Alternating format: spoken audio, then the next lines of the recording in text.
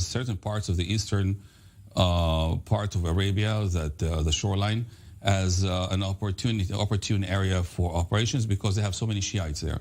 In Bahrain itself, there's a very large Shiite population that Iran has been playing with since at least 3 decades.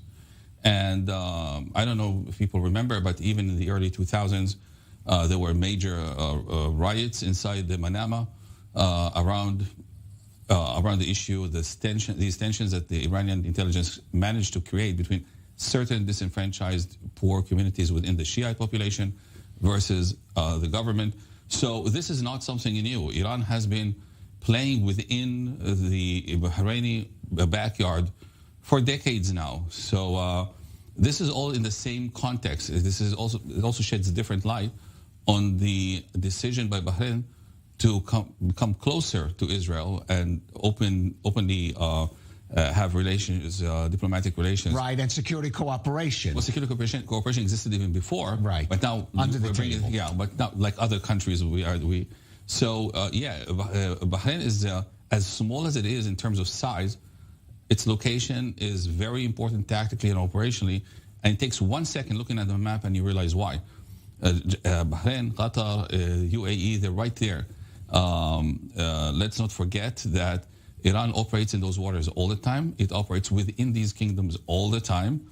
It has agents, some of them from Iran, some of them are locals. And this is of great importance to us even further now because it can use those countries now that we have relationships with as a stepping stone to connecting with our own backyard here.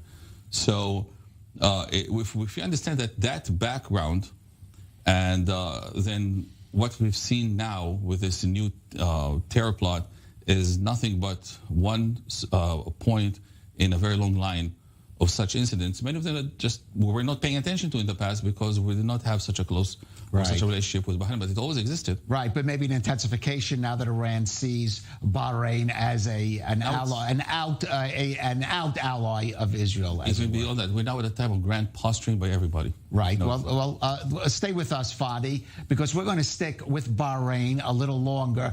We mentioned that Manama Security Dialogue Forum a little earlier. Now there, Iraq's Foreign Minister Fuad Hussein spoke with I-24 News' Dubai correspondent Bastian Burri.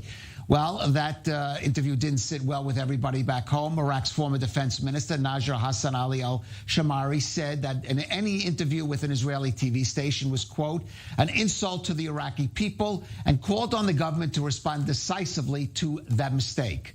Also, the Al-Nujaba Islamic Resistance Movement tweeted, we condemn Fuad Hussein's interview with one of the satellite channels affiliated with the Zionist terrorist regime. Now, here's part of what Hussein had to say to I-24 News. Iraq is not going to be part of this accord. Now, there are social reasons, Palestinian issue, which has to do with the culture, political culture in Iraq, political parties in Iraq, the parliament, and this is very sensitive issue in Iraq, very sensitive. Fadi, ironic, if you could call it that the foreign minister said, we're not joining the Abraham Accords, but just the fact that he even gave I-24 News, and we don't know if he knew fully or understood fully this station is based in Israel, even that he spoke, gave that sentence was enough to earn him condemnation. Well, Calev, now, congratulations, now you speak Middle Eastern. You know, this is what got these all other politicians so excited. I tell you what, I have a certain soft spot for the Iraqi population, for many personal reasons. I want to tell you that inside the Iraqi society, and I've met quite a number of them, there are multiple opinions about this. This is not as we imagine it to be anti-Israeli, and that's it. That's simply not true. Well, we know the Kurds certainly don't think that way, but what about even in the... Let me surprise you. The most impressive example is of a Sunni politician by the name of Mithal al-Alusi. This man in 2005, I believe, visited Israel, and they tried to throw him out. He was a member of parliament. They tried to throw him out.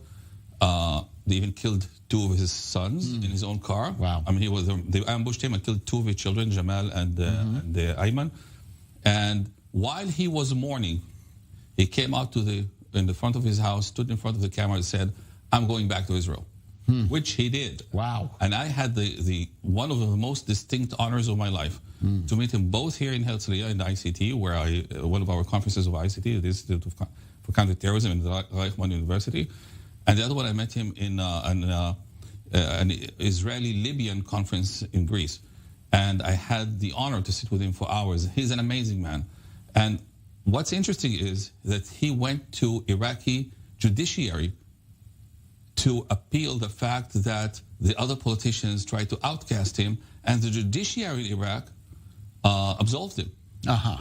So basically, legally speaking, from the standpoint of the Iraqi judiciary, visiting Israel is not a crime. Or speaking to it, as it were. Visiting, so not alone speaking. Right, sure. So although, I mean, actually the legal situation there in Iraq is such as, or it seems to be, I'm not a lawyer, but he says, Mithal says, Mr. Lucy, that basically there is no legal, well, the courts have decided that it wasn't a crime for him to visit the Zionist regime, okay? Right. So there are people like this. Right. And we should open our ears and be very gentle in how we deal with them.